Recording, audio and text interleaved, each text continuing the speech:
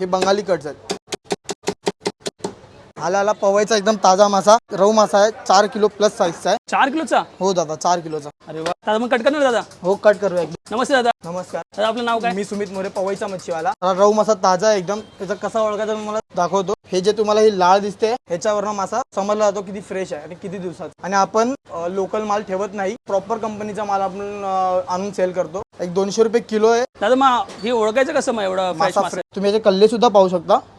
ताजा दिसतोय एकदम ताजा फ्रेश मासा आहे. मासा फ्रेश आहे बघा. हे दिसते तुम्हाला, हे रेड राहायला पाहिजे. ओके. जरा तरी ब्लॅक राहिलं तर मासा एकदम म्हणजे जास्त वेळाचा आहे किंवा पोट त्याचं खाणं असेल. थोडक्यात फ्रेश नाही असणार. दादा कोणता हाती आहे? करूया. हे एक चिल्ली बोलतो आम्ही, वरचे शेल्स काढण्यासाठी.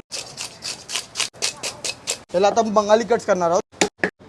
आणि आपल्याला क्रॅब्स वगैरे पण आहेत? हो, क्रॅब्स वगैरे पण मिळतील. मासा बघा तुम्ही किती फ्रेश, ब्लड बघा.